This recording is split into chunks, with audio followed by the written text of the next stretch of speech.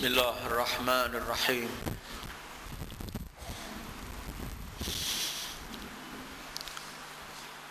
الحمد لله رب العالمين، والصلاة والسلام على الحبيب المصطفى أبي القاسم محمد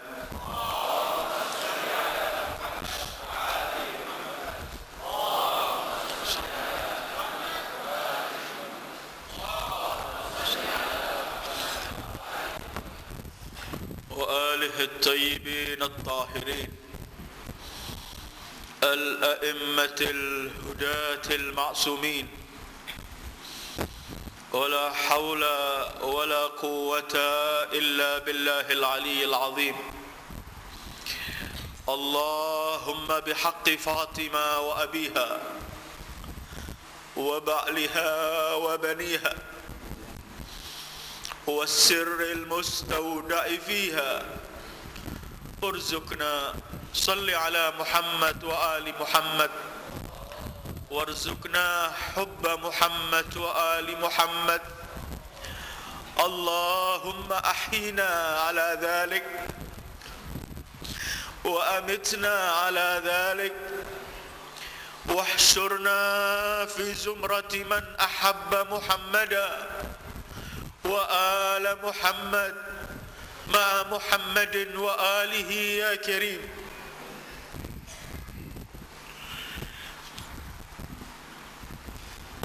يا أيتها النفس المطمئنة،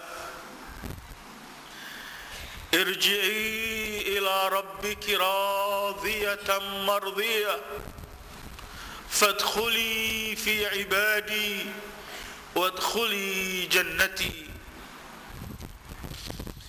السلام عليك يا حبيب الله، السلام عليك يا رسول الله، أحسن الله لك العزاء في ولدك الحسين. السلام عليك يا قرة عين الرسول، السلام عليك أيتها البتول، السلام عليك يا زهراء، أحسن الله لك العزاء في ولدك الحسين.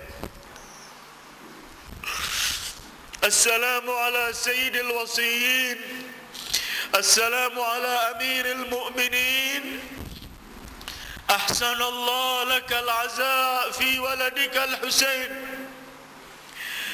السلام عليك يا أبا محمد الحسن المجتبى، أحسن الله لك العزاء في أخيك الحسين.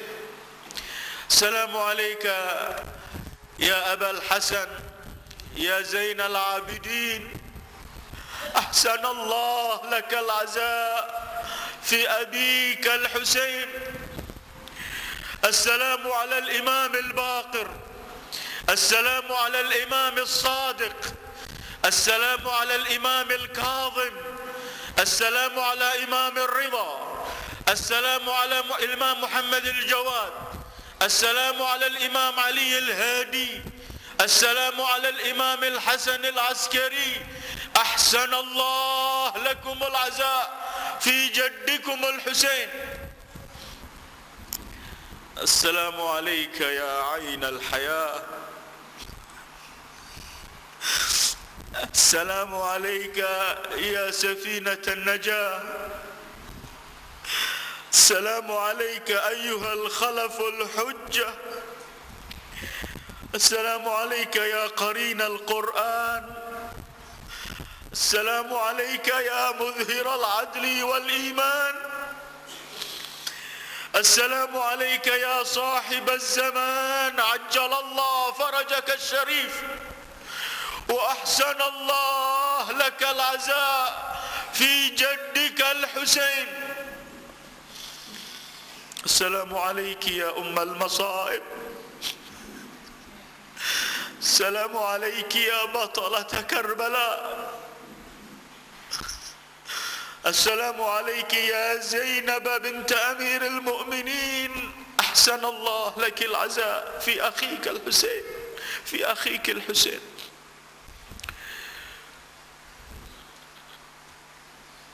أعظم الله أجورنا بمصابنا الحسين، وجعلنا وإياكم من الآخذين بثأره مع وليه القائم من آل محمد عليه السلام. أيها الإخوة السلام عليكم أيها الإخوة والأخوات السلام عليكم ورحمة الله وبركاته.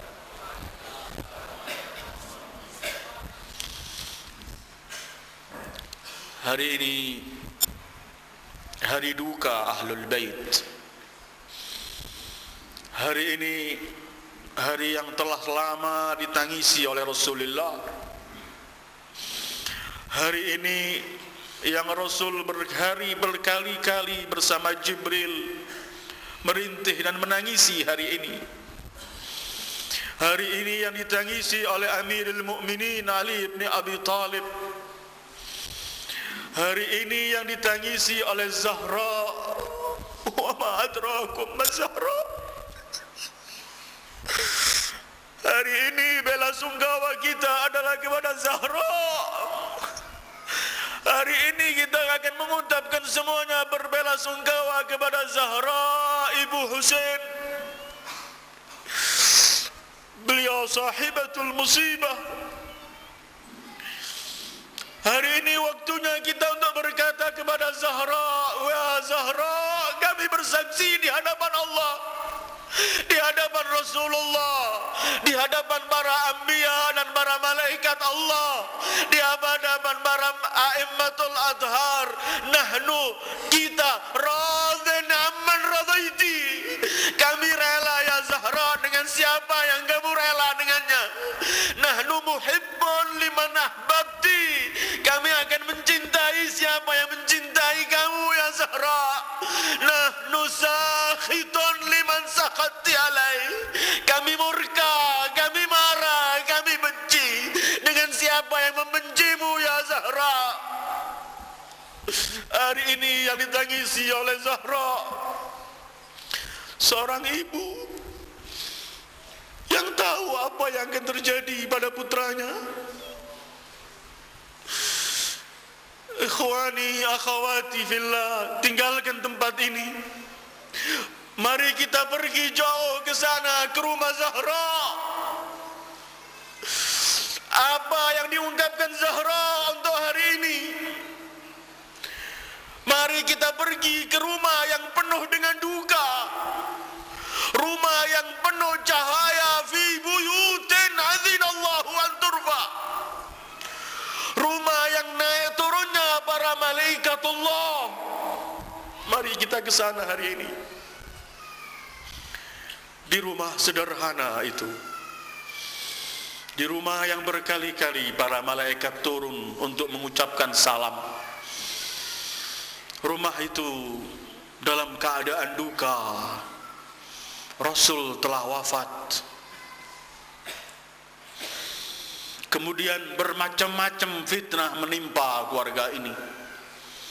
Bermacam-macam musibah menimpa keluarga ini.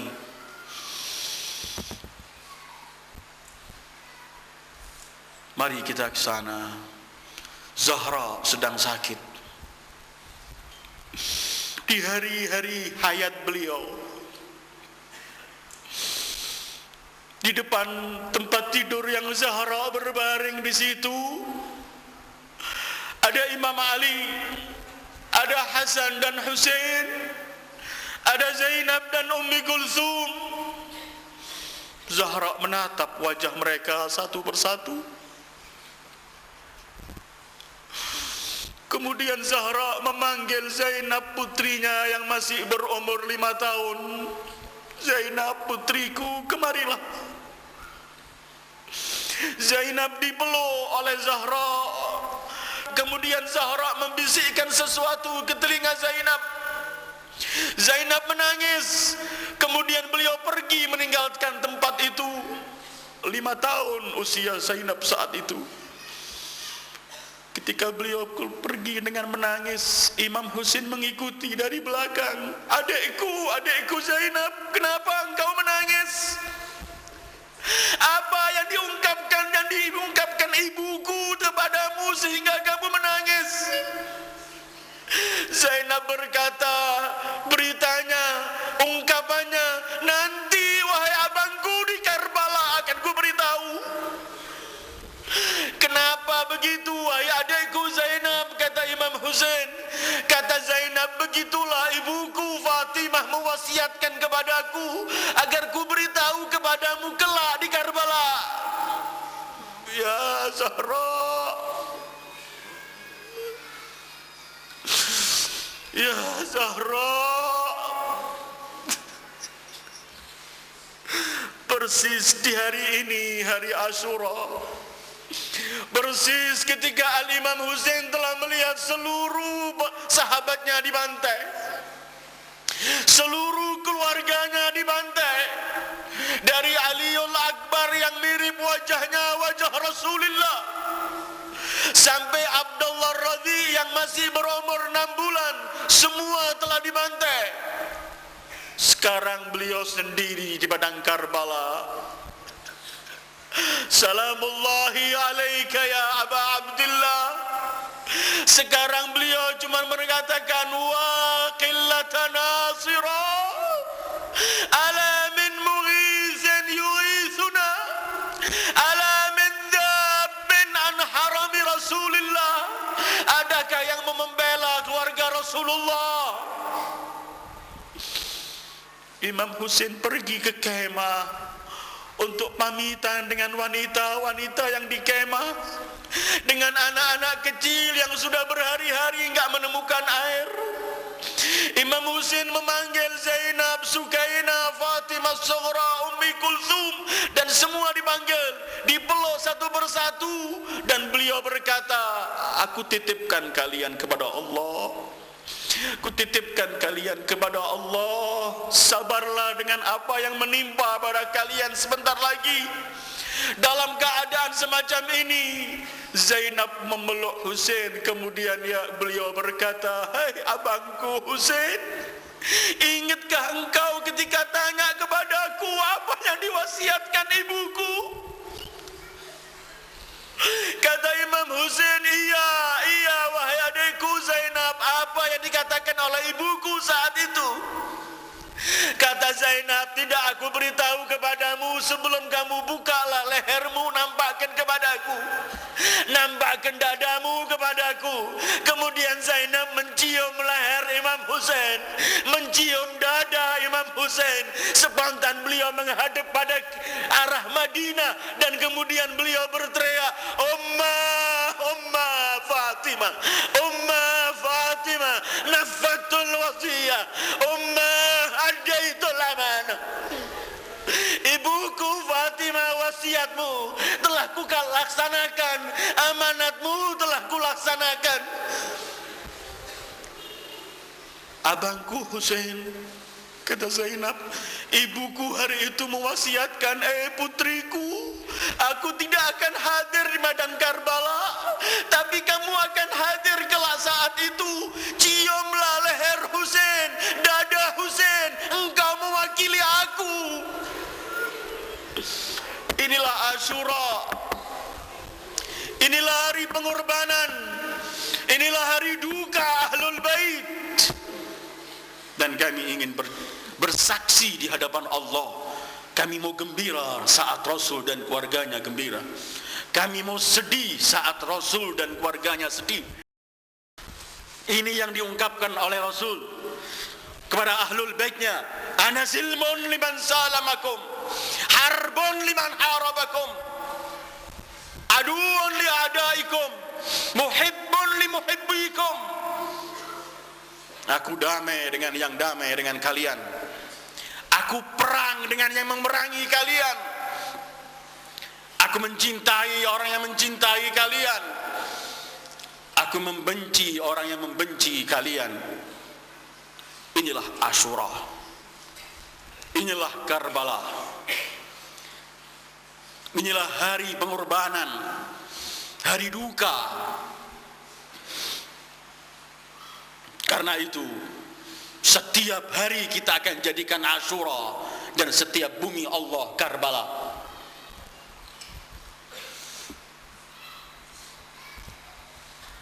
Hadirin dan hadirat, setiap sesuatu itu lahirnya kecil, kemudian berkembang menjadi besar. Segala sesuatu dalam alam hidup ini yang kita saksikan, semua tampil kecil, kemudian membesar.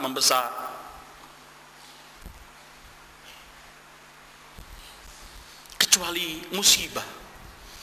Musibah itu ketika terjadi besar, tetapi kemudian hilang, tambah lama, tambah kecil.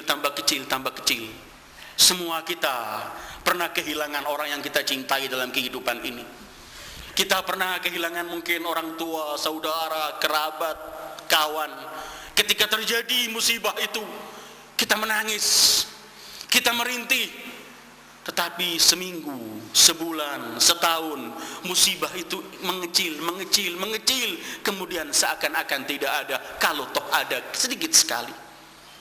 Kecuali hanya musibah Imam Husain, ketika terjadi besar, dan sepanjang kehidupan besar, ketika kita menangis dan merintih Imam Husain sekarang, seakan-akan kita masih melihat jasad suci itu, seakan-akan musibah itu baru terjadi. Dan inilah mukjizat Imam Husain. Inilah yang disebutkan Rasulullah, inna liqatli waladil Husain hararatan fi qulubil mu'min lan takhmud. Kematian putraku Husain tetap akan hangat, segar dalam sepanjang kehidupan, tidak pernah padam di hati setiap orang mukmin. Ma'asyiral muslimin rahimakumullah. Hari Asyura, hari ketika kita ingat dengan Ahlul Bait. Tetapi dalam kesempatan ini, saya ingin menjawab beberapa pertanyaan yang sering dilontarkan kepada kita pecinta Ahlul Bait. Sering orang menyebut-nyebut, kadang-kadang ingin bertanya, kenapa selalu kita membesar-besarkan Husain, mengagung-agungkan Husain? Seakan-akan mungkin diletakkan Husain di atas Rasulullah sallallahu alaihi wasallam. Kenapa? Pertanyaan kedua mungkin, kenapa kita selalu sibuk dengan kejadian yang telah terjadi 1000 sekian ratus tahun yang lalu, sementara di hadapan kita banyak masalah-masalah baru? Tidakkah kita tinggalkan yang lampau itu dan kita sibuk menyelesaikan apa yang sekarang? Mungkin juga ada pertanyaan, kenapa setiap memperingati Al-Imam Husain kita mengingat orang-orang durjana yang memperlakukan perilaku keji terhadap mereka, kemudian terjadi kita melaknat mereka, orang-orang itu? Bukankah ini menyebut-nyebut lagi orang yang telah tiada? Bukankah ini mengungkap lagi aib orang-orang yang telah mati? Mungkin pertanyaan berikutnya, kenapa selalu kita sambut Imam Husain dengan tangisan?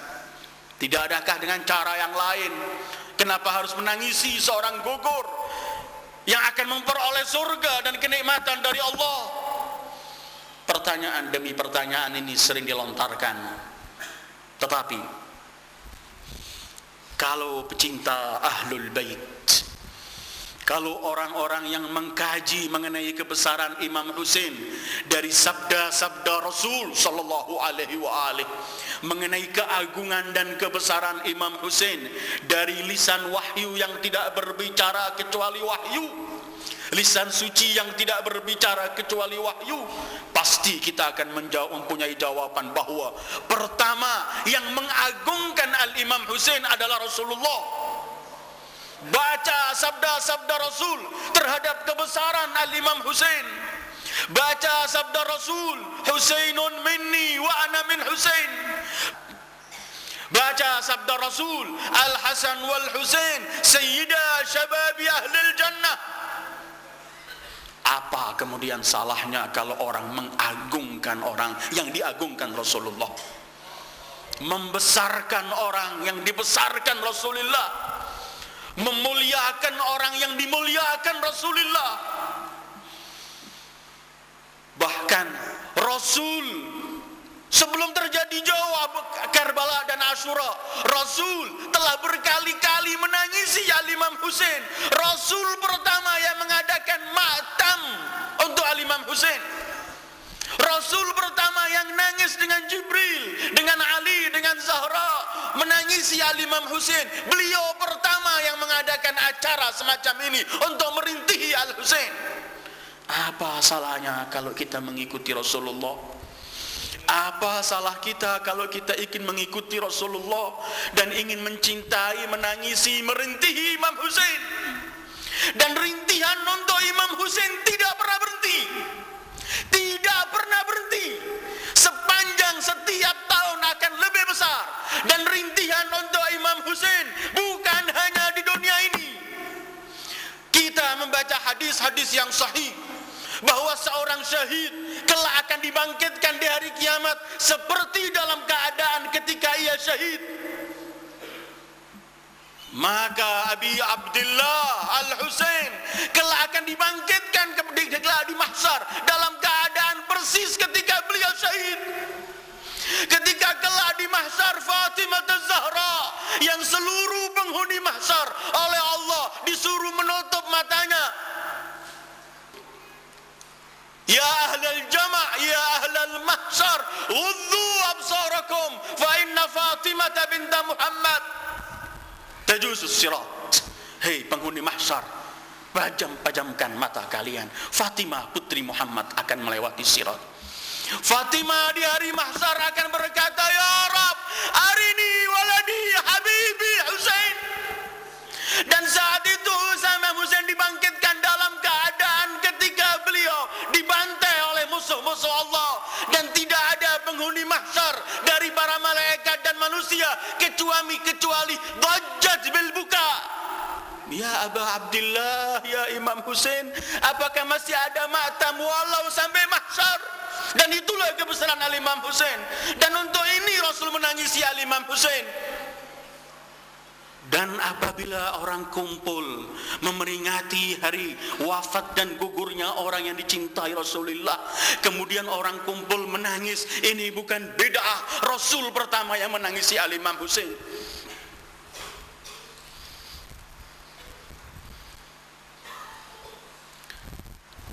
Dan harus difahami, tidak ada manusia muslim yang waras, yang masih menggunakan akalnya, pernah menganggap ada orang lebih mulia dari Sayyidil Wujud Muhammad. Tidak ada manusia yang beriman, yang menyaksikan bahwa Allah Tuhannya, Muhammad Rasulnya, Islam agamanya, menganggap bahwa ada manusia lebih mulia dari Sayyidil Wujud. Tidak ada. Ketika kita menyebut Ahlul Bait, menyebut Zahra, menyebut Imam Husain, kita tidak pernah meletakkan mereka di atas Rasulullah. Dengarkan ungkapan seorang manusia yang termulia setelah Rasulullah. Dengarkan ungkapan seorang yang dicintai oleh Rasulullah. Dengarkan ungkapan Imam Ali bin Abi Thalib ketika mengenalkan kepada kita mengenai kebesaran Rasulullah. Imam Ali hanya dengan bangga beliau berkata, ana abdun min abidi Muhammad. Aku hanya budak dari budak Muhammad.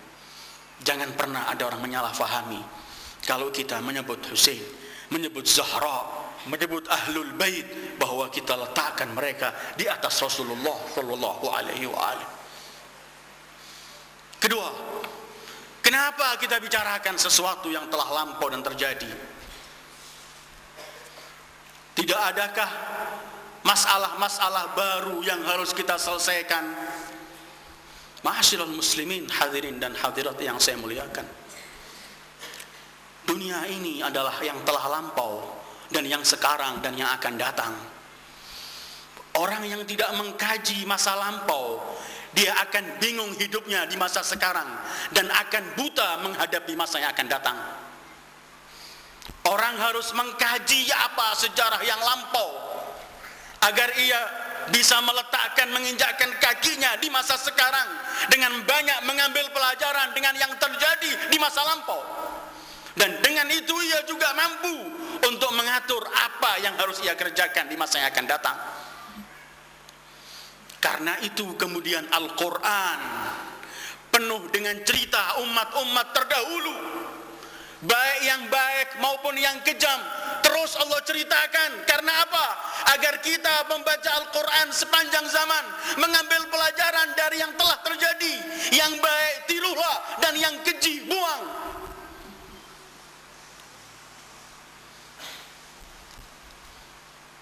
Umat yang tidak memiliki sejarah, umat yang lemah. Umat yang gak kenal sejarah masa lampaunya, umat yang akan disingkirkan oleh manusia-manusia yang telah mengkaji apa yang akan datang. Karena itu kemudian setiap kita duduk memperingati Al-Imam Husain, pasti kita akan bicarakan orang-orang yang dahulu, sejarah yang telah berlalu. Seperti kita mengadakan Maulid Rasul, kita memperingati hari kelahiran beliau setiap tahun, kita memperingati Isra Mi'raj beliau, kita memperingati hari hijrah beliau. Karena semua yang berkaitan dengan Rasulullah besar. Dan tidak berkaitkankah pembantaian cucu Rasulullah di hati Rasulullah?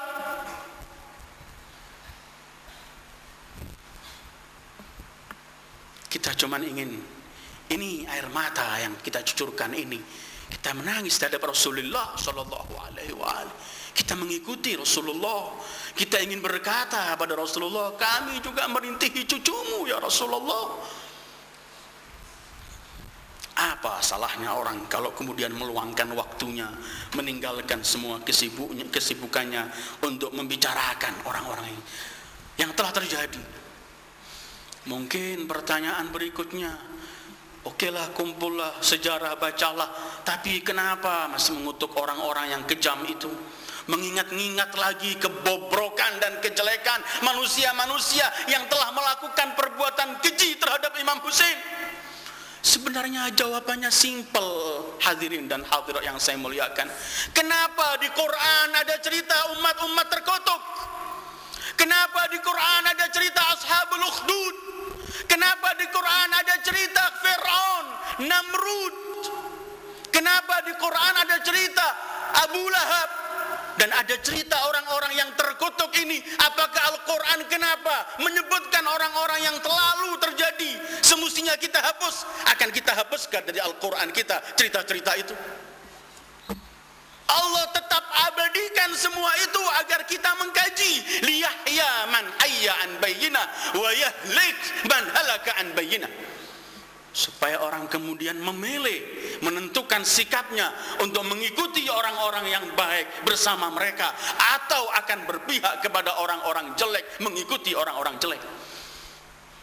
Kenapa Allah mengutuk mereka, orang-orang dalam Al-Quran ini? Kita mengkaji sejarah yang lampau. Kita membicarakan orang-orang yang bobrok, keji, jelek, yang masa lampau. Dan kita membicarakan orang-orang yang mulia dan suci. Tujuannya dua sejarah itu. Pertama ialah kita ingin mengkikis jauh, agar jauh dari benak setiap seorang muslim, agar tidak mau kompromi dengan orang-orang yang zalim, siapapun mereka itu. Supaya tidak lagi kompromi dan meletakkan simpati kepada musuh-musuh Allah, siapapun mereka itu. Dan kedua, ingin kita wujudkan contoh-contoh indah yang pernah dilakukan oleh manusia-manusia suci itu dan sahabat-sahabatnya, untuk kita hidupkan di masa kita sekarang, agar keluar generasi demi generasi memegang kebaikan, keutamaan, kemuliaan yang pernah dilakukan oleh orang-orang terdahulu. Hanya karena itu, maka setiap hari, setiap saat kita akan mengenang peristiwa-peristiwa yang telah terjadi di masa lampau. Kenapa kita menangis? Kadang-kadang kalau kita ditanya kenapa kita menangis, mungkin jawaban kita yang paling simpel, kenapa kita nggak menangis? Jangan Anda tanya kepada yang nangis, kenapa menangis? Anda tanya kepada yang nggak nangis, kenapa tidak menangis? Bukankah ini dibacakan sejarah cucu Rasulullah? Bukankah ini dibacakan sejarah putra Zahra? Dan subhanallah, tangisan, rasa sedih, itu perjalanan seluruh nabi. Segala di alam wujud ini satu sama lain punya hubungan, tidak pernah lepas. Anda melihat perputaran bumi, Anda lihat geraknya matahari dari timur ke barat, bulan, semua itu ada kaitannya dengan pasang surutnya laut, dengan tumbuh-tumbuhan, dengan berbanyak hal. Satu sama lain mempunyai hubungan. Dan Allah telah menentukan bahwa Islam antara akidahnya dengan rasa sedih, dengan tangisan tidak pernah berpisah. Bahkan tidak pernah ada akidah bisa langgeng di bumi Allah tanpa dibarengi dengan rasa sedih, dengan rasa tangisan. Karena ini yang menjaga akidah. Baca Al-Quran, sejarah para nabi. Lihat Adam dalam kesedihannya. Lihat Nuh. Allahu Akbar. Nuh yang dinamakan Nuh likathrati niyahihi, karena seringnya menangis.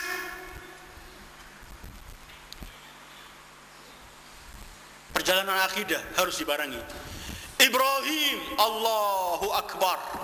Sejarah Ibrahim semua dipenuhi oleh duka, dipenuhi oleh tangisan. Semenjak awal Ibrahim dalam hidupnya telah menemukan sesuatu yang menyebabkan duka, tangisan. Dengarkan Al-Quran menceritakan Ibrahim, atau baca Anda dalam Al-Quran.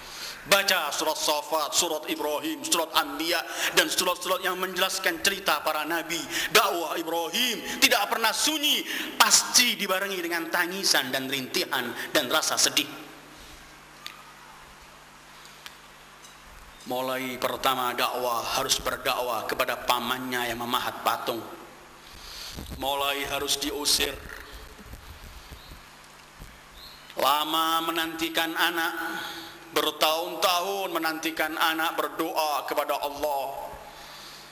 Setelah memperoleh anak tersebut, baru senang menerima anak itu.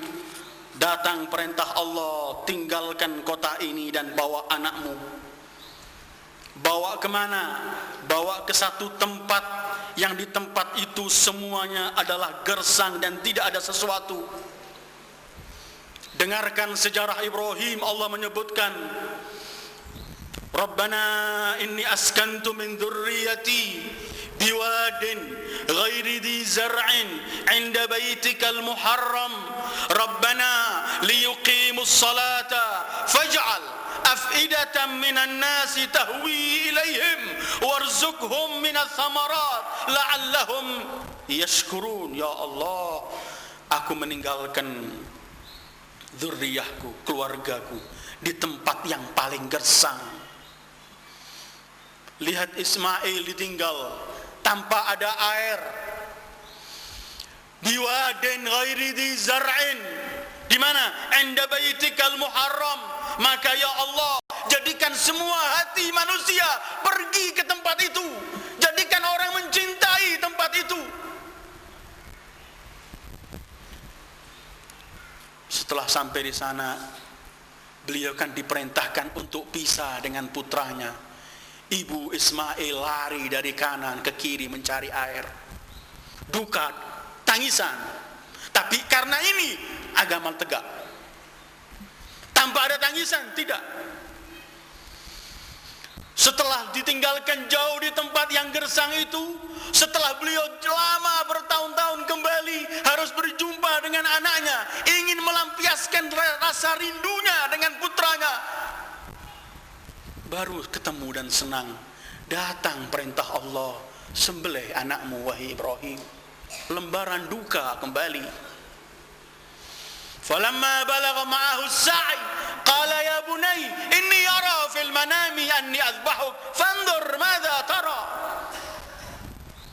Bertahun-tahun diminta, Setelah disuruh pisah, setelah nampak besar, mau melampiaskan rasa cintanya, kegembiraannya, perintah Allah, sembelih dan dengan tanganmu wahai Ibrahim. Duka. Dan kalau enggak ada duka, dan sampai hari ini setiap muslim muslimah ketika melaksanakan manasikul haji, yang dilaksanakan manasikul haji itu adalah rentetan duka, tangisan yang pernah terjadi kepada Ibrahim, bapak para nabi, pahlawan tauhid. Jangan pernah pisah dengan tangisan dengan ahlul bait, karena hanya dengan ini menegakkan akidah yang dibawa Rasulullah. Bahkan ketika Ibrahim telah membawa pisaunya untuk menyembelih putranya atas perintah Allah, Allah enggak mengizinkan pisau itu bisa menyembelih Ismail. Tetapi Allah ganti, wa fadainah bidzabhin. Allah ganti dengan sesuatu, dan itu pun dijadikan satu sunnah, merupakan hari raya. Setiap orang kemudian berkorban mengikuti Ibrahim. Ibrahim angkat tangan kepada Allah, Khalilur Rahman, ya Rabb, aku melaksanakan semua perintahmu. Aku tidak pernah keberatan apapun perintah yang kamu berikan. Tetapi ya Allah, coba memang kamu izinkan aku untuk menyembelih putraku Ismail, dan akan tersembelih karena perintahmu. Pasti Ismail akan dikenang sepanjang hidupnya, dan dakwah ini akan langgeng dengan ini. Tetapi aku menerima perintahmu ya Allah. Allah berkata kepada Ibrahim, hai Ibrahim, kamu telah sukses dalam ujianmu. Hai Ibrahim, siapakah dari makhlukku yang paling engkau cintai? Sahut Ibrahim, ya Rabb, tidak ada dari makhlukmu yang paling kucintai seperti makhlukmu yang paling engkau cintai, Muhammad.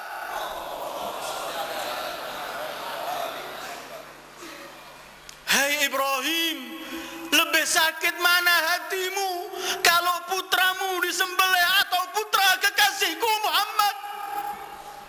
Ya Allah, kata Ibrahim, demi Allah, aku lebih sedih kalau putra kekasihmu Muhammad yang disembelih. Ya Ibrahim, bukan putramu Ismail akan menjadi korban ini, tapi ia adalah putra kekasihku Muhammad. Kelak putranya dibantai oleh umatnya, dan mereka masih mengharapkan syafaat dari datonya. Perjalanan para nabi tidak pernah lepas dengan kesedihan dan tangisan. Kemana kita akan mengkaji para nabi? Nabi Musa, Allahu Akbar, semenjak lahir harus dibuang oleh ibunya. Mulai lembaran duka dan tangisan. Setelah itu harus lari meninggalkan Mesir. Fakharaja minha khaifan yataraqqabu min ahliya. Dan ayat yang sama ini dibaca oleh Imam Husain ketika masuk Makkah dalam perjalanannya menuju Karbala. Kehidupan Musa semuanya duka, semuanya tangisan dan rintihan, tidak pernah berhenti. Kenapa kita menangis? Bahkan dalam Al-Quran, kalau kita masih menggunakan Al-Quran sebagai buku yang harus kita pegangi, dalam Al-Quran Allah ceritakan kepada kita seorang nabi yang menangis merintih setiap saat, sehingga matanya buta, dan oleh Allah tidak dilarang, oleh Allah bahkan tidak ditegur, dibiarkan ia merintih, menangis sampai walaupun buta. Siapa ia? Ia adalah Nabi Yakub. Nabi Yakub yang dicatat oleh Al-Quran, wabyaddat ainahu minal huzni wa huwa kadhim, yang menangis merintih bertahun-tahun terhadap Yusuf sampai buta, tidak dilarang oleh Allah. Justru ini melewat sini dakwah tersebar.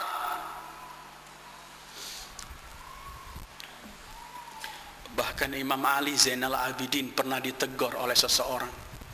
Karena Imam Ali yang menyaksikan di Karbala apa yang terjadi pada ayah beliau, saudara-saudara beliau, keponakan-keponakan beliau, dan keluarga beliau. Beliau menyaksikan semua pantaian itu. Karena itu Imam Ali Zainal Abidin sepanjang hidupnya, kalau diberi air untuk minum, air itu dibasahi dengan air mata dulu baru diminum. Ketika orang melihat dia kesian, beliau datangi, kenapa kamu selalu merintih dan menangisi ayahmu? Kata Imam Ali Zainal Abidin, Nabi Allah Ya'qub seorang nabi, punya 11 anak, satu diambil anaknya, satu diambil, dan nabi itu tahu bahwa anak itu belum mati, tetapi nabi itu bertahun-tahun menangis merintihi anaknya. Apa salahku kalau aku merintihi ayahku, saudara-saudaraku yang segitu banyak dibantai di hadapanku? Wabyaddat aynahu minal husni wa huwa kadhim. Nabi Ya'qub nangis. Tapi mungkin Anda bertanya pada saya, kenapa justru Ya'qub tangisan beliau tidak pernah berhenti? Terus beliau menampakkan kesedihannya dan tangisannya. Al-Quran merekam, ayyuhal ikhwah wal akhawat. Karena saudara-saudara Yusuf ketika mengambil Yusuf dan dilemparkan ke tempat, ke sumur dan dibuang, tujuan mereka satu, agar ayah kita tidak mencintai Yusuf lagi, dan agar ayah kita tidak lagi melihat wajah Yusuf. Dengarkan Al-Quran menceritakan, A'udzu billahi minasyaitonir rajim. Idz qalu la Yusufu wa akhuhu ahabbu ila abina minna wa nahnu usbah inna abana lafi dhalalin mubin uqtulu Yusufa aw itrahuhu ardan yakhlu lakum wajhu abikum wa takunu min ba'dihi qauman salihin. Mereka berunding, kenapa Yusuf lebih dicintai, lebih disayang dari ayah kita? Kita pun anak-anaknya. Bunuhlah Yusuf, atau letakkan di tempat yang jauh supaya ayah kita enggak melihat Yusuf lagi. Allah, karena tujuan mereka ingin melupakan Yusuf, tetapi Ya'qub justru tambah menangis agar Yusuf agar dikenang selalu, sehingga tangisan Yusuf, tangisan Ya'qub itu ditegur oleh anak-anak.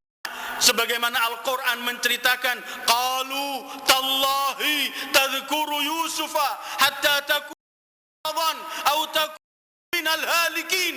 Demi Allah, kamu selalu mengingat Yusuf, kamu selalu menangisi Yusuf sampai kamu membinasakan dirimu. Ayyuhal ikhwa wal akhawat, Bani Umayyah ingin melupakan kita kepada Ahlul Bait.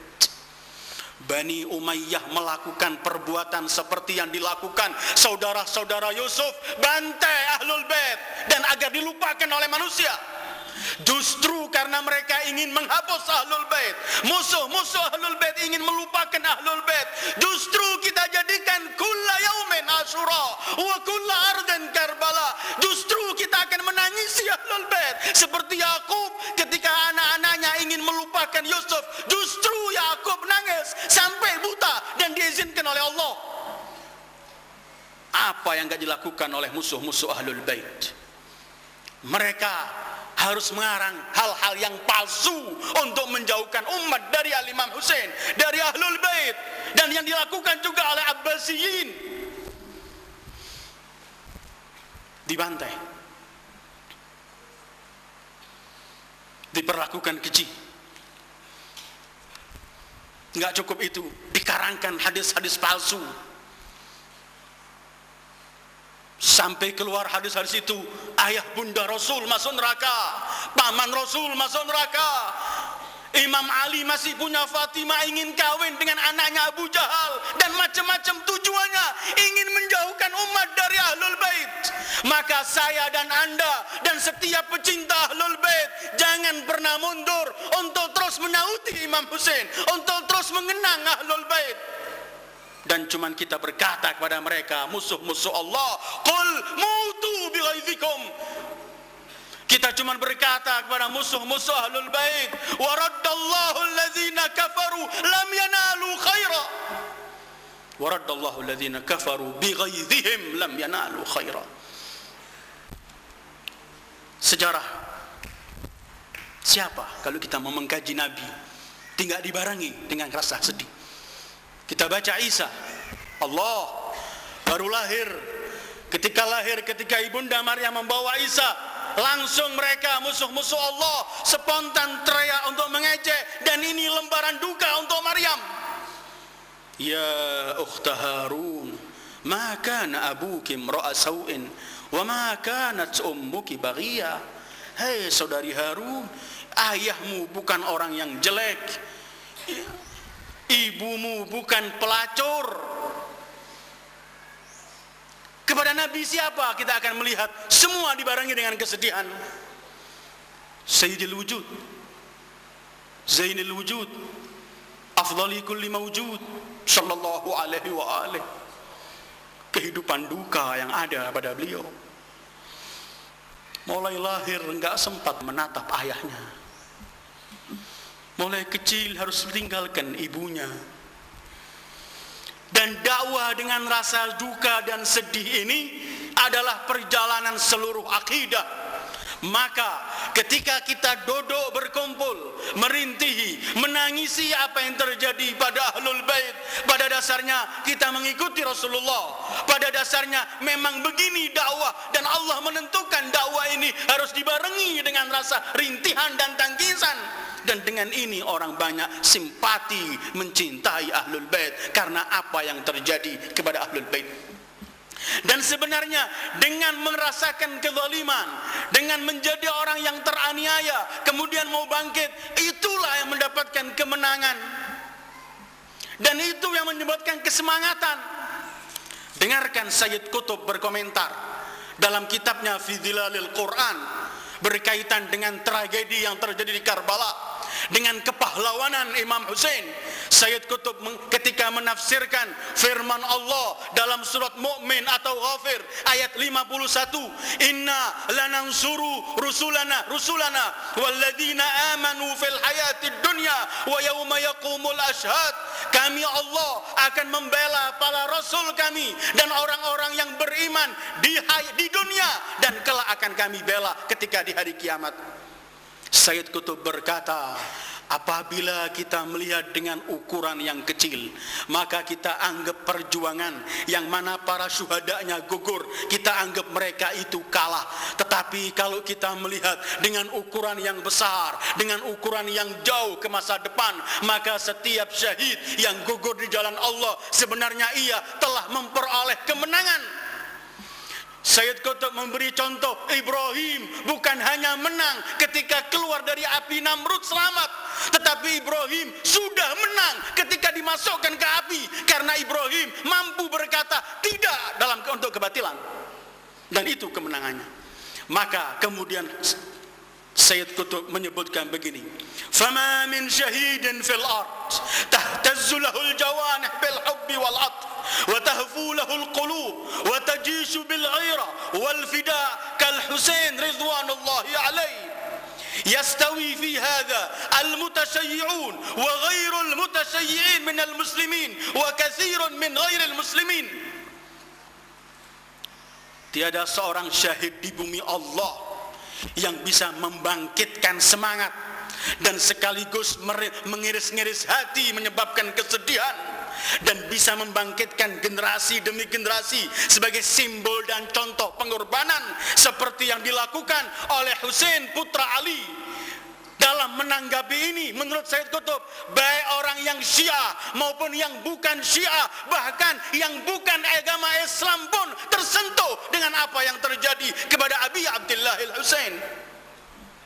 Mahatma Gandhi yang memerdekakan negaranya, dalam bukunya dia cuma berkata, allamani Husain kaifa akunu mazluman liantasir. Aku belajar dari Husain bagaimana cara menjadi orang teraniaya untuk memperoleh kemenangan. Sayyid Qutb kemudian menyebutkan, وكم من شهيد ما كان يملك أن ينصر عقيدته ودعوته ولو عاش 1000 عام كما نصرها باستشهاده وما كان يملك أن يودع القلوب من المعاني الكبيرة ويحفز الألوف في الأعمال الكبيرة إلى الأعمال الكبيرة بخطبة مثل خطبته الأخيرة التي يكتبها بدمه فتبقى حافزا محركا للأبناء والأحفاد وربما كانت حافزا محركا لخطى التاريخ كله مدى الأجيال. Kata Sayyid Qutb,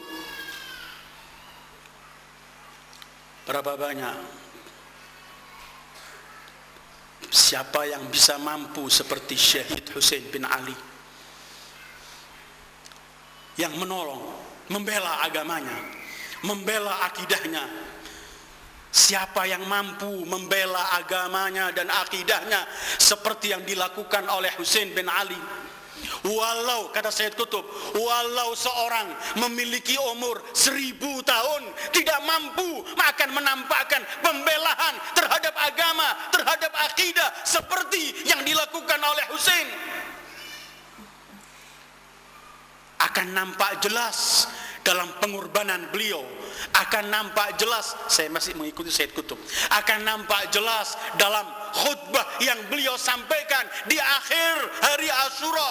Dan khutbah itu, kata Sayyid Qutb, tidak ditulis dengan pena tapi ditulis dengan darah. Maka perjuangan Husain tetap akan mengalir, tetap akan membangkitkan sepanjang sejarah. Selagi darah masih mengalir, maka perjuangan Husain tetap akan tinggi dan bangkit, dan membangkitkan semua generasi demi generasi. Kalau ini, Sayyid Qutb juga wafat di tiang gantung sebagai syahid. Dan Sayyid Qutb juga mengambil pelajaran besar dari Al-Imam Husain. Seperti pengakuan beliau dalam kitab ini. 1000 tahun pun manusia hidup umurnya tidak pernah bakal mampu membantu agamanya seperti yang dilakukan Husain ketika mengorbankan dirinya, keluarganya, sahabat pilihannya untuk mengatakan kepada orang yang zalim saat itu dan setiap yang zalim sepanjang zaman, la hayhata minna dzillah, tidak pernah kita akan memilih kehinaan. Karena itu kemudian kita kumpul bersama. Karena itu kemudian kita menangisi Husain, merintihi Imam Husain. Walaupun, dan ini penting, walaupun kita jangan cuman hanyut dengan tangisan tanpa ada perubahan dalam kehidupan kita.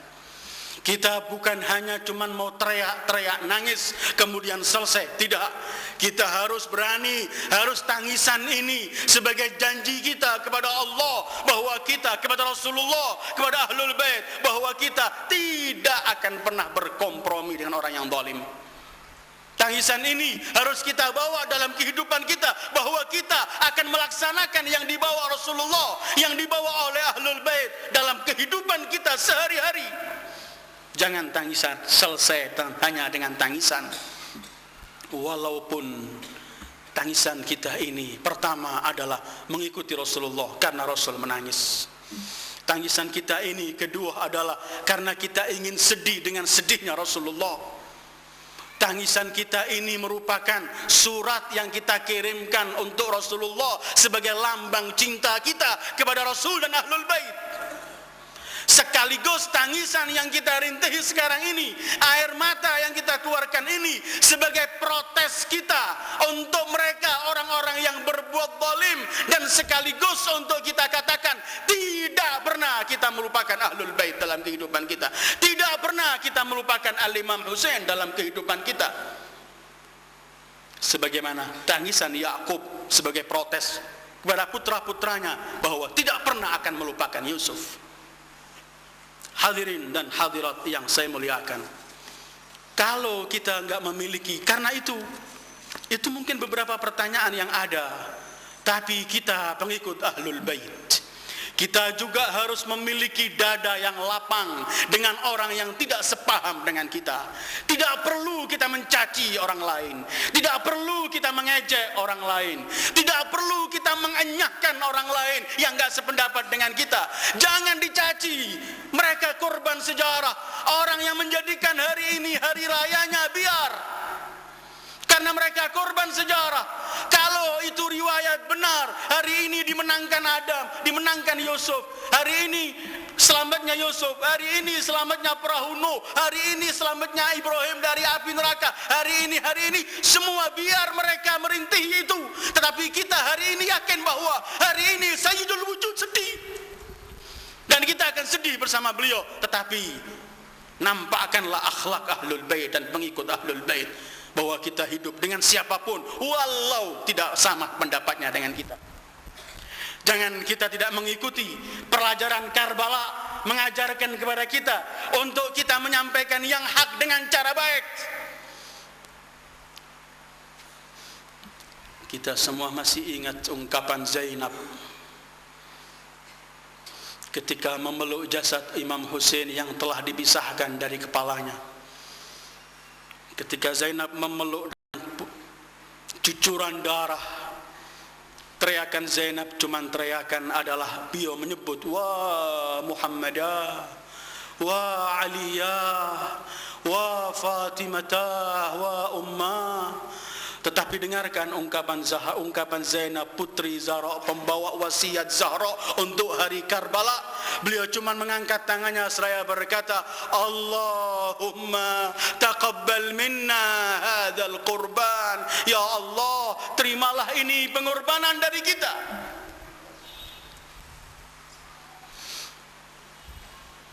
Sekali lagi, jangan kita perselisihkan hal-hal yang tidak pernah akan membangkitkan kebaikan untuk kita.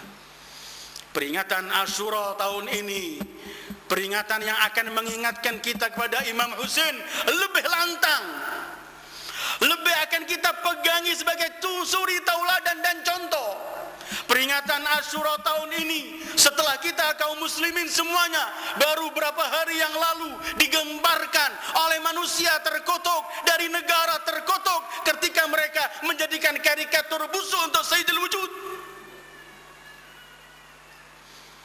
Ini dan sepanjang seterusnya, semua kezaliman tidak pernah selesai.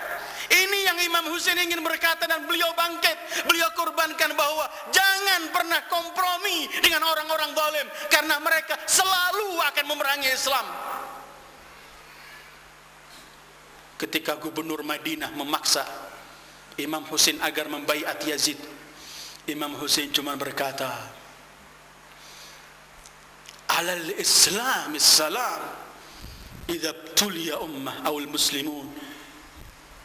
Untuk Islam habis selesai kalau kaum muslimin ini kena musibah, pemimpinnya harus Yazid. Ini yang kemudian Imam Husain mengatakan, la u'tikum biyadi i'ta'adz dzalil wala afirru minkum firaral abid. Tidak pernah aku berikan kepadamu, tanganku enggak pernah akan membaiat kalian dengan penuh kehinaan, dan aku pun tidak lari seperti larinya hamba karena takut. Tidak, aku tidak berbaiat dan aku akan menghadap kepadanya.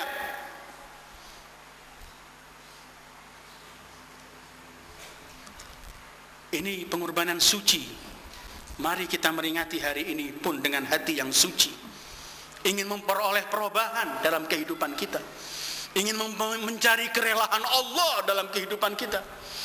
Ketika mereka menasihati Imam Husain, "Hai Husain, jangan kamu keluar, jangan tinggalkan kota Madinah, jangan kamu pergi ke Kufah. Mereka telah menipu ayahmu, menipu saudaramu, kamu juga kelak akan dibantai." Dengan lantang Imam Husain berkata, "Sya'allah an yarani qatila wa yaran nisa sabaya." Allah telah berkehendak untuk melihat aku gugur mati dan wanita-wanitaku ditawan. Sya'allah, dan harapan imam hanyalah Allah. Kalau cuma mencari kerelaan Allah, memang murah semua bagi. Semua yang kita miliki ini murah kalau yang kita cari kerelaan Allah. Imam Husain ketika putranya yang baru umur 6 bulan, ketika beliau mohon air untuk dari musuh-musuh Allah, mereka enggak memberikan air, mereka cuma mengirim anak panah ke leher anak itu dan bergetar anak itu sampai wafat dalam pangkuan Imam Husain. Imam Husain mengambil darah segar dari leher si bayi mungil itu, kemudian darah itu beliau lemparkan. Ungkapan beliau, "Hawana alayya annahu bi'ainillah." Semua ini murah karena ini dalam jalan Allah. Imam Husain setelah berpamitan dengan wanita-wanita di kemah, ketika kembali mau menghadap pada musuh, baru beliau menghampiri musuh, beliau terkenal anak panah langsung ke mulut beliau. Beliau ambil darah itu, kemudian beliau lemparkan. Beliau berkata, "Inna hadza fika laqalilan ya Rabb." Ini semua sedikit untuk jalanmu ya Allah.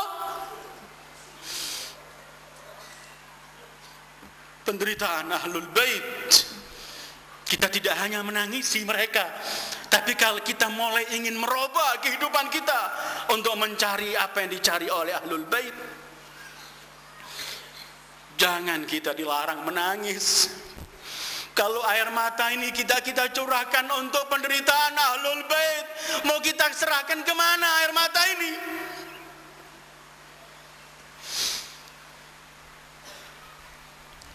Kalau cuma nangis kita nggak bisa kita berikan untuk Ahlul Bait, untuk Rasulullah. Apa sebenarnya yang pernah kita berikan untuk Rasulullah? Dengarkan ungkapan Ali Zainal Abidin di depan Yazid. "Madza taquluna in qala an-nabiyyu lakum madza fa'altum wa antum akhiral umami bi'itrati wa bi ahli ba'da munqalabi minhum usara wa minhum durriju bidami ma kana hadha jazai idh nasahtukum an tukhallifuni bisu'in fi dhawi rahimi." Ejekan demi ejekan, pembantaian demi pembantaian, gak puas Yazid masih mengejek Imam Ali.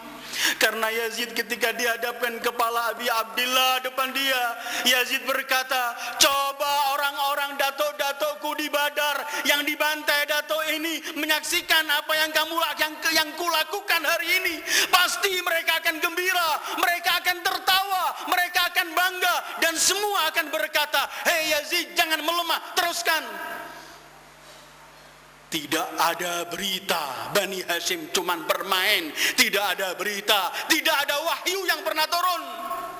Aku telah bantai keluarga Ahmad sebagai balasanku atas pembantaian mereka terhadap datuk-datukku di Badar. Kata Imam Ali Zainal Abidin, apa yang akan kalian katakan kelak kalau Nabi berkata kepada kalian, "Bukankah kalian umat terakhir? Keluargaku, itrahku, keluargaku, familiku, setelah kematianku, sebagian mereka ditawan, sebagian mereka berlumuran darah. Apakah ini balasanku? Apakah ini balasan yang kalian berikan untukku ketika aku menasehati kalian, jagalah keluargaku? Apakah ini balasan umat terhadap Rasulullah?"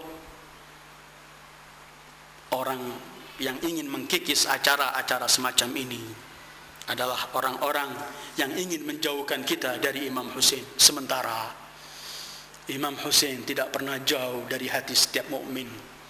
Imam Husain tidak pernah jauh dari hati setiap pecinta Rasulullah. Seorang syair pernah berkata, "Kamu jangan tanya di mana kuburan Husain, di mana dimakamkan, di mana terjadinya. Cukup katakan pada mereka, Husain ada dadah kita."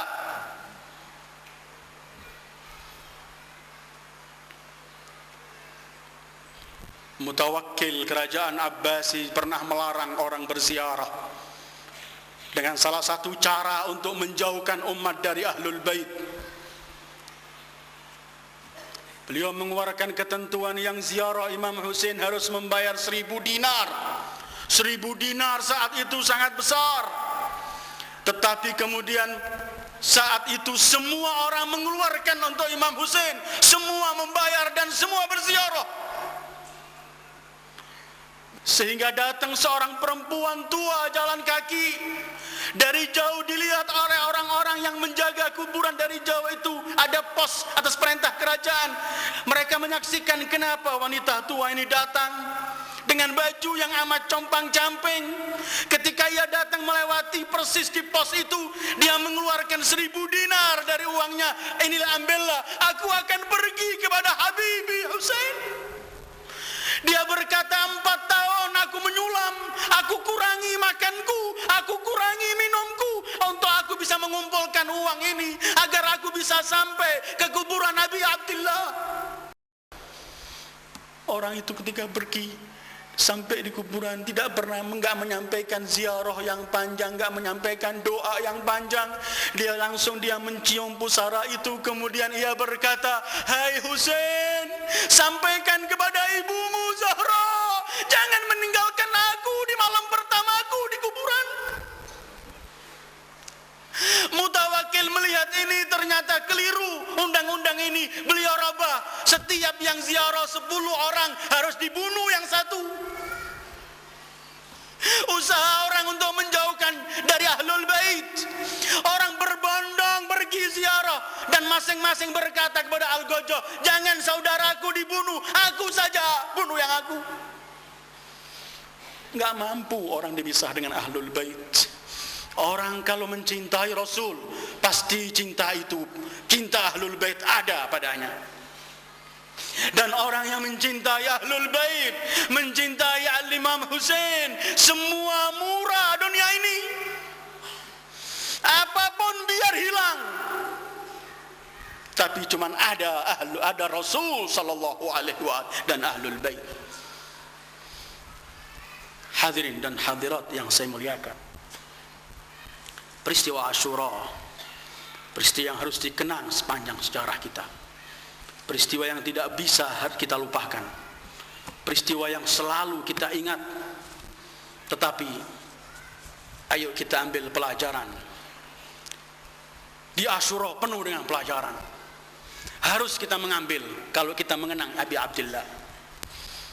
Yel dan semboyan-semboyan beliau yang beliau utarakan, semua itu ditulis dengan darah, dan semua semboyan itu harus kita miliki. Antara lain Imam Husain menyebutkan, "Ala wa inna ad-da'i ibn ad-da'i rakaza baina ithnain baina as-sillati wadh-dhillah hayhata min adh-dhillah." Ibn Ziyad memaksa kita untuk memilih 2, pedang perang atau kita tunduk mengakui kepemerintahan Yazid. Tetapi Imam Husain ini semboyannya, hayata minna dhillah, jauh sekali, jauh, mustahil kita akan menerima kehinaan. Ini pelajaran besar ayyuhal ikhwah. Jangan pernah kita hina setelah kita kenal Allah, Rasulnya, Ahlul Bait. Jangan kita menjadi orang yang hina setelah kita meyakini bahwa Allah bersama kita. Jangan kita akan mengiyakan kemauan orang-orang zalim karena kita merasa hina karena Allah bersama kita. Al-Imam Ja'far As-Sadiq menyebutkan, "Innallaha tabaraka wa ta'ala fawwada ila al-mu'min kulla syai' illa idlala nafsih." Kemudian Imam Ja'far mengatakan, "Al-mu'minu yakunu azizan wala yakunu dhalila." Seorang mukmin harus menjadi seorang mulia, tidak boleh terhina. Kemudian beliau menyampaikan firman Allah, "Alam tasma' walillahil izzatu walirasulihi walil mu'minin." Bahwa kemuliaan ada pada Allah, pada Rasulnya, dan pada kaum mukminin. Ketika kita tidak memiliki kemuliaan, ketika enggak memiliki keberanian, ketika kita mau menjadi hina, diinjak-injak oleh musuh Allah, saat itu kita akan memperoleh kehinaan yang lebih dahsyat. Semua yang memerangi Abi Abdullah di Karbala, yang mereka mengharapkan dunia, mereka tidak mendapatkan sesuatu. Yang menyembelih Imam Husain kemudian membawa kepala Abi Abdullah alaihissalam ke istana Ibnu Ziyad. Ketika membawa kepala ia berkata, penuhi tempatku dengan emas atau perak. Aku telah bunuh manusia yang mulia, mulia ibunya, mulia ayahnya. Kata Ibnu Ziyad, kalau kamu yakin yang kamu bunuh itu orang yang mulia, kenapa kamu bunuh? Kalau kamu yakin ayahnya mulia, ibunya mulia, kenapa kamu bunuh? Kamu enggak mendapatkan sesuatu dariku, bunuh orang ini. Belum di akhirat, di dunia telah enggak mendapatkan sesuatu. Itu sebagai balasan dari Allah. Orang yang menerima kehinaan akan hina. Tetapi menurut Sayyid Qutb, orang yang mengambil pelajaran dari Imam Husain tetap akan bangkit, tetap akan menegakkan kebenaran, karena yakin kemenangan pada dia. Kapan? Saat ia menolak kebatilan, itu sungguh telah mendapatkan kemenangan.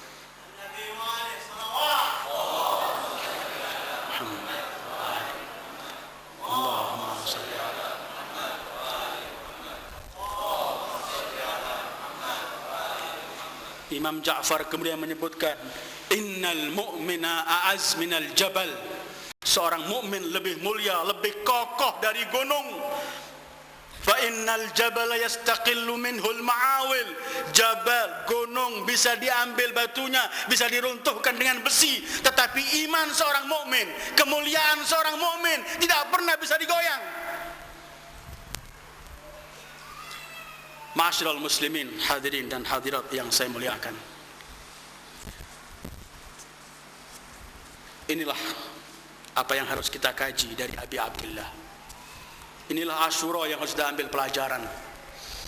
Dan yang terpenting di hari-hari ini pelajaran ialah Imam Husain ingin menyebutkan kepada kita bahwa orang-orang durjana, orang-orang zalim itu, kalau kita beri kesempatan untuk kita tunduk pada mereka, mereka pasti tambah menindas kita. Tapi kalau kita berani menantang, pasti tantangan itu akan membawa kesan dan pasti akan menguntungkan.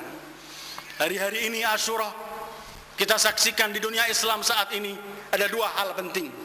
Satu, perilaku biadab yang dilakukan oleh Denmark ketika mengeluarkan karikatur keji terhadap Sayyidul Wujud.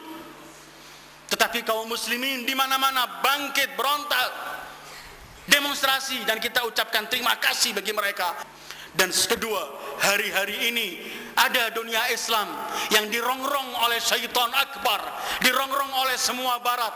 Kita menyaksikan hari-hari ini di seluruh surat kabar dan berita bagaimana perilaku-perilaku keji orang barat Amerika ketika memojokkan Iran dengan nuklirnya. Di mana di waktu yang sama hari ini Israel memiliki 200 senjata pemusnah dan Amerika tahu.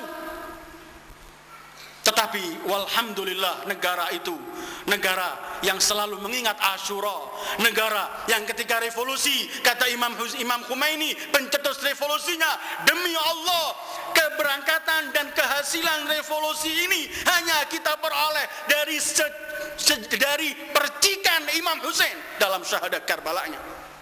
Ketika para pemuda rela untuk mati, rela ingin menumbangkan kezaliman. Kita berharap pada Allah untuk negara itu dan semua negara kaum muslimin agar diselamatkan oleh Allah dari antek-antek Yahudi, antek-antek Israel dan orang barat yang ingin mengenyahkan Islam. Tetapi kalau kita ingin memperoleh kemenangan, maka janji Allah, in tansurullah yansurkum, apabila kalian membela agama Allah pasti kalian akan diberi pembelaan oleh Allah. Dan salah satu caranya ialah jangan kita mau hina di hadapan mereka. Katakan tidak kepada mereka, katakan tidak kepada kebatilan sepanjang kehidupan. Karena itu Asyura ini mari kita doakan untuk seluruh saudara-saudara kaum muslimin, khususnya negeri yang sedang dirongrong oleh orang-orang barat itu. Semoga mereka diberi ketabahan oleh Allah. Semoga dengan kita bertawassul dengan Ahlul Bait, dengan setiap darah yang menetes dari Abi Abdillah, semoga kita selalu diberi kemenangan oleh Allah. Dan semoga Allah selalu menghidupkan kita dengan cinta Ahlul Bait, mati membawa cinta Ahlul Bait, dan kelak kita dibangkitkan bersama Rasul dan Ahlul Bait dan masuk surga di belakang Rasul dan Ahlul Bait. Allahumma bihaqqi Fatimah wa abiha wa ba'liha wa baniha was sirril mustawda'i fiha salli ala Muhammad wa وآل محمد وارزقنا حب محمد وآل محمد اللهم أحينا على ذلك اللهم أمتنا على ذلك اللهم احشرنا في زمرة من أحب محمدا وآل محمد مع محمد وآله يا كريم وصلى الله على خير خلقه محمد وآله أجمعين والسلام عليكم ورحمة الله وبركاته.